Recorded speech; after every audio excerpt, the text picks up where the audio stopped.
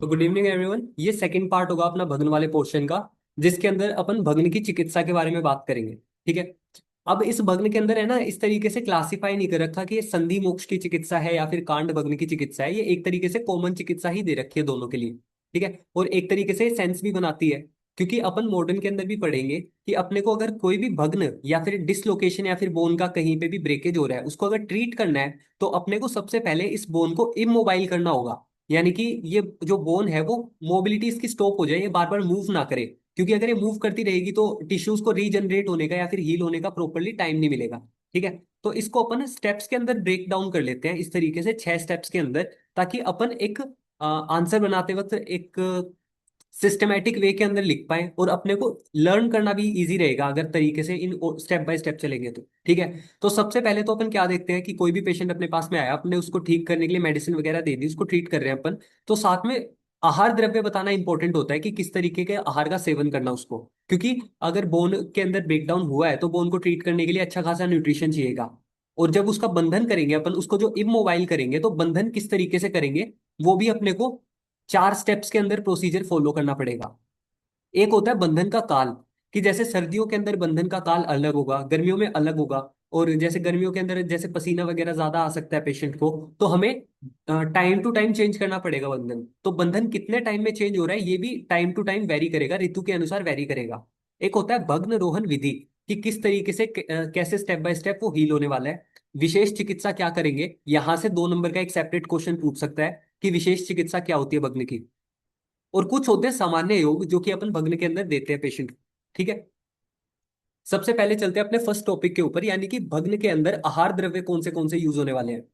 तो देखो, भग्न के अंदर सबसे पहले तो अपथ्य चीजें क्या क्या होंगी, क्या पेशेंट को अवॉइड करना है। जैसे लवण, अम्ल, कटु और क्षार द्रव्य। ये सारे द्रव्यों के अंदर कॉमन चीज क्या है कि ये सारे के सारे पित्तवर्धक वाले द्रव्य हैं। तो पित्तवर्धक द्रव्य भग्न के अंदर अवॉइड करने हैं। ठीक है। उसके बाद में आते हैं जैसे वातवर्धक द्रव्य भी हैं कुछ, जैसे मैथुन हो गया, आतप है, व्यायाम है या फिर वृक्ष आहार है। किसी भी किसी भी तरीके की मूवमेंट या फिर कैसा भी वृक्ष आहार जो कि वात को प्रकोपित कर सके, ठीक है, उस आहार को अवॉइड करना है। क्योंकि अस्थि और वात के अंदर अपन वो भी देखते हैं कि इन दोनों के बीच में रिलेशन भी होता है, तो वात का प्रकोप अपने को प्रिवेंट करना है। ठीक है।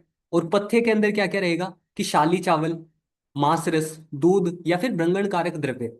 मांस रस तो इस तरीके से मान लो कि वो अच्छे तरीके से उसको मसल्स के वापस रीडेवलपमेंट में मदद करेगा। दूध के अंदर कैल्शियम का कंटेंट अच्छा अच्छा खासा होता है, तो वो बोन को हील करने में मदद करेगा। शाली चावल भी सेम तरीके से काम करेंगे। और पेय का सेवन करना है। पेय लघु होती है तो फिर उसका पाचन वगैरह भी ठीक रहेगा पेशेंट का, उस हिसाब से भी दी हो सकती है। अब बंधन किस तरीके से करना है, अगर तुमने सर्जरी 1 पढ़ ली है या फिर पढ़ने वाले हो, तो भी उसके अंदर तुम्हें 3 तरीके के बंधन देखने को मिलेंगे। एक होता है समबंध, एक होता है शिथिल बंध और एक होता है गाढ़ बंध। जैसे नाम से ही पता चल रहा है, शिथिल बंध के अंदर अब किसी भी तरीके मतलब बॉडी के अलग अलग लोकेशन पे अलग अलग तरीके से बंध बांधे जाते हैं। जैसे अगर मान लो किसी के हेड के ऊपर चोट लगी है, तो सिर के ऊपर तुम एकदम कस के नहीं बांध सकते। ठीक है। या फिर किसी के बस्ती के आसपास में अगर पीड़ा है, तो उसके अंदर बंधन तुम्हें क्या करने पड़ेंगे, डिसाइड करने पड़ेंगे कि तुम्हें समबंध बांधना है, शिथिल बांधना है या फिर गाढ़ बंध बांधना है। ठीक है। वो चीज टॉपिक के अंदर वहां पे सेपरेटली बताई जाती है कि किस तरीके का बंधन कहाँ पे करना है। यहाँ पे अपने पास काम की बात क्या है कि फ्रैक्चर के अंदर, बोन के अंदर अपने को साधारण बंध बांधना होता है। साधारण का मतलब ना ही ज्यादा गाढ़ा और ना ही ज्यादा शिथिल, मतलब एकदम मीडियम साइज के अंदर अपने को मीडियम टाइट। ठीक है। फिर आता है जो बंधन अपन कर रहे हैं, जो 4 स्टेप्स अपने को फॉलो करने हैं, वो 4 स्टेप्स क्या क्या होंगे कि ये चारों के चारों स्टेप्स को फॉलो करते हुए अपने को बांधना है। जैसे अगर मान लो कहीं पे भी फ्रैक्चर है, ठीक है, यहाँ पे है एक टिश्यू के अंदर डैमेज हो गया, यहाँ से बोन क्रैक हो गई, तो अपने को इसका परिषेक भी करना पड़ेगा। जो मतलब बीटाडीन वगैरह लगाते हैं जिस तरीके से, वैसे मान के चलो कि पहले तुम्हें उस जगह को क्लीन भी करना पड़ेगा। या फिर तुम जब कोई औषध द्रव्य का आलेप भी लगाना पड़ेगा उसके ऊपर, ताकि बोन की जो हीलिंग है वो प्रमोट हो सके। और तुम्हें उसकी मोबिलिटी को भी रोकना पड़ेगा। ठीक है। मोबिलिटी को जैसे स्प्लिंट बोलते हैं इसको। ठीक है। जैसे लगान मूवी वगैरह अगर तुमने देखी हो, उसके अंदर जैसे वो पैर के ऊपर पैड्स बांधते थे ना, तो वो पैड कैसे होते थे, लकड़ी के डंडे डंडे से थे उनके अंदर, इस तरीके के थे। तो वो लकड़ी के डंडे क्या करते हैं, वो उसके स्ट्रक्चर को सपोर्ट करते हैं। वो ही कुशा बंधन है। ठीक है। अब वो लकड़ी के से डंडे हैं, तो लकड़ी कैसे पेड़ की यूज करेंगे, जो अपन बड़े वाले पेड़ देखते हैं, जैसे पीपल का पेड़ हो गया, वट का पेड़ हो गया, उदुम्बर का पेड़ हो गया। ये चारों प्रकार के पेड़ों की छाल का यूज करा जाएगा कुशा बंधन करने के लिए, स्प्लिंट बांधने के लिए। फिर आता है आलेप। अब आलेप किस तरीके का किया जाएगा? कषाय द्रव्यों का आलेप करेंगे, क्योंकि कषाय जो द्रव्य होते हैं उनकी प्रॉपर्टीज होती हैं कि वो संधान कारक होते हैं। ठीक है, कषाय संधान कारक होते हैं। इस बात को तुम थोड़ा सा ऐसे भी माइंड कर सकते हो कि कषाय क्या करता है, किसी भी मोशन को रोकता है, स्तंभन का काम करता है। तो स्तंभन करके जो कषाय द्रव्य होंगे वो एक तरीके से बोन के हीलिंग में मदद करेंगे। और जब सुश्रुत के अंदर तुम कभी सुश्रुत सूत्र स्थान पढ़ोगे तो वहां पे अलग अलग गण आते हैं। उन गण के अंदर जो कि बोन्स को ठीक करने के लिए गण होते हैं, उन सभी का रस अपने को कषाय रस देखने को मिलता है मोस्ट ऑफ द टाइम। ठीक है, अब कषाय रस वाले कौन से यहाँ पे हैं, जैसे मंजिष्ठा है, चंदन वगैरह हो गया, ये सारी चीजें हैं। इसके अलावा शीतल गुण होना चाहिए उनके अंदर, क्योंकि पित्त वर्धक हमने देखा था कि अपथ्य होता है, तो बेसिकली वहां पे अपने को शीतलता देनी है, क्योंकि दाह वगैरह, क्योंकि वहां पे ब्लड सर्कुलेशन इंक्रीज हो चुका है, दाह की कंडीशन है। तो शीतल द्रव्यों का प्रयोग करेंगे, जैसे मधुयष्टि हो गई, लाल चंदन हो गया, शतधोत घृत हो गया। इसमें मिश्रित शाली चावल का प्रयोग करना है। अपन ने याद कर लिया कि द्रव्य कौन से हैं, कषाय रस वाले हैं। ठीक है, उन द्रव्यों का तुमने मान लो कि लेप बना लिया। उसके बाद में शतधृत के साथ में उनको मिक्स कर लिया, शतधृत घृत के साथ में। अब उसका लेप अगर तुम्हें लगाना है तो एक बेस भी होगा उस लेप का। वो बेस हमारा होगा शाली चावल का। शाली चावल अपन ने पत्थे के अंदर भी देखे थे कि शाली चावल खाने भी चाहिए, और जब लेप लगा रहे हैं उसके अंदर भी शाली चावल का प्रयोग किया है। फिर आता है परिषेक। परिषेक का मतलब है कि सिंचन किस तरीके से करेंगे अपन के, अगर वो घाव है तो घाव के अंदर किस तरीके का ऑयल वगैरह यूज करना है। इसके अंदर एक इंपॉर्टेंट तेल आता है चक्र तेल। एक और आता है गंध तेल भी आता है, गंध तेल का आगे बताऊंगा। गंध तेल भी एक इंपॉर्टेंट ड्रग होती है जो कि अपने को फ्रैक्चर के अंदर यूज करनी है। नेग्रोध आदि गण का प्रयोग करना है, जो मैंने फ्रैक्चर वाला बताया था ना तुम्हें, सुश्रुत के गण होते हैं। तो सुश्रुत ने गणों के अंदर एक नेग्रोध आदि गण बताया है, जो कि कषाय रसों वाला गण होता है। नेग्रोध हमें पता है कि पीपल के पेड़ की जो होते हैं वो वट वृक्ष वगैरह होते हैं, पंच पल्लव वाले जो होते हैं, उनके अंदर का एक ड्रग है। वो कैसे हो गए, कषाय रस वाले हो गए। तो इसी के गण के द्रव्यों का शीतल कषाय का प्रयोग करना है अपने को परिषेक करने के लिए। और अगर वेदना युक्त भग्न है कि मतलब पेशेंट को बहुत ज्यादा पेन हो रहा है, तो अपन लघु पंचमूल का प्रयोग भी कर सकते हैं, जो कि वात पित्त शामक और शोथ का शमन करने वाले होते हैं लघु पंचमूल। जैसे तुमने अगर कभी पढ़े हैं महाकषाय, तो महाकषाय के अंदर अपना शोथ हर महाकषाय होता है। उसके अंदर पांचों लघुमूल और पांचों बृहद पंचमूल होती हैं। ठीक है, तो ये किसका काम करती है, शोथ को कम करने का काम करती है। पेशेंट की अगर शोथ बहुत ज्यादा है, उसको पेन हो रहा है बहुत ज्यादा, वैसे तो शोथ किस लिए है कि वो बॉडी को हील ही कर रहा है, लेकिन अगर वो वेदना युक्त है, वो उसको वेदना सहन नहीं हो रही है, तो लघु पंचमूल से सिद्ध क्षीर का प्रयोग अपन कर सकते हैं परिषेक करने के लिए। लास्ट में अपने पास आता है प्रतिसारण, यानी कि डस्टिंग। उस चीज को तुमने बांध दिया, उसके ऊपर तुम डस्टिंग किस चीज से करोगे, मधु और घृत से अपन डस्टिंग करेंगे। ठीक है, व्रण युक्त भग्न में मधु प्लस घृत कषाय से व्रण का प्रतिसारण करेंगे अपन। ठीक है, मधु और घृत का क्यों यूज किया है यहाँ पे? घृत जैसे कि अपने को पता है शीतल होता है।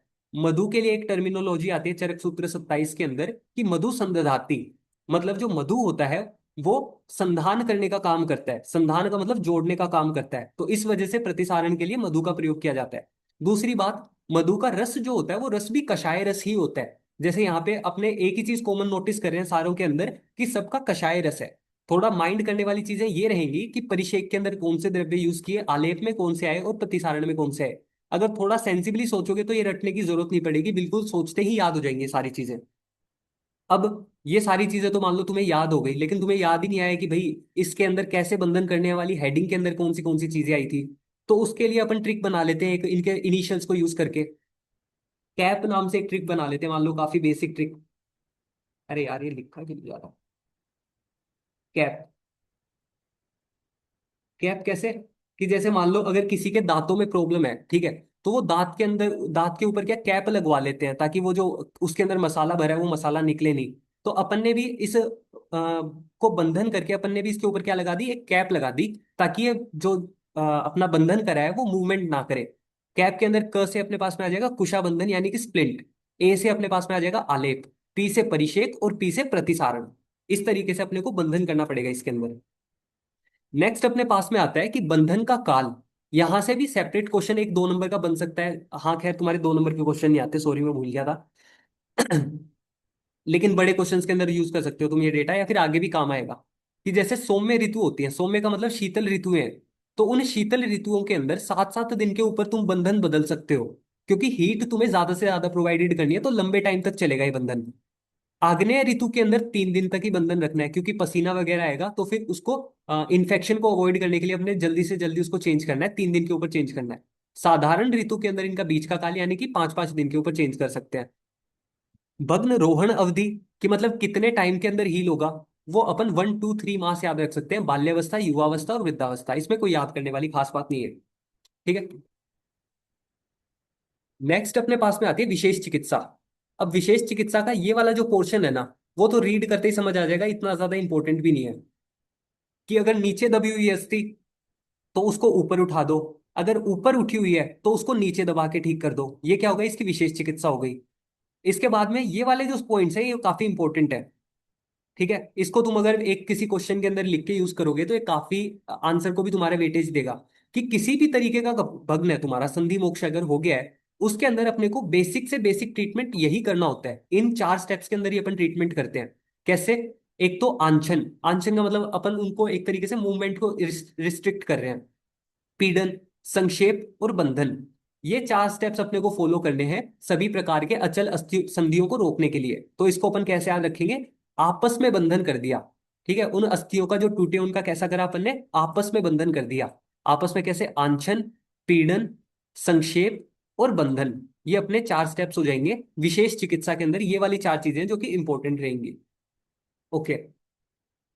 इसके बाद में आते हैं सामान्य योग, कि कौन से योगों का प्रयोग किया जाएगा बंधन करते टाइम पे। एक तो होता है आम तेल। आम तेल का किस तरीके से प्रयोग होता है, ये सारी चीजें तुम्हें डिटेल में बाद में पढ़नी है। अभी सिर्फ यही याद रखो कि कौन सा योग है, क्योंकि ये तुम्हारे एमसीक्यूज के अंदर पूछा जा सकता है कि गृष्टि क्षीर पेय का प्रयोग कहाँ पे किया जाता है। ठीक है, इंपॉर्टेंट नाम है गृष्टि क्षीर पेय, चक्र तेल और गंध तेल। ये तीनों वन वर्ड क्वेश्चंस है। ठीक है, तो जैसे चक्र तेल और गंध तेल तो हमेशा इन चीजों से रिलेटेड आते हैं अपने, कि भग्न वगैरह से रिलेटेड, तो चक्र तेल और गंध तेल आ जाएंगे। एक तो एक गृष्टि क्षीर पेया, इसको थोड़ा इस तरीके से याद कर सकते हो कि जैसे अपन ने घृष्ट या पिच्चित इस तरीके के व्रणों की बात करी है, तो व्रणों से रिलेटेड अपने पास में यहाँ पे ही आया था, पिच्चित वाला व्रण आया था। तो घिसने से रिलेटेड अस्थि के ब्रेक वाला है, यानी कि गृष्टि क्षीर पेया का यूज अपन किस में कर रहे हैं, भग्न में कर रहे हैं। क्षीर का नाम भी आया था अपना इसके अंदर, तो गृष्टि क्षीर पेया किसमें है, भग्न के अंदर है। ये वाला अपना इसका ट्रीटमेंट प्रोटोकॉल कंप्लीट हो जाता है। एक सेकेंड।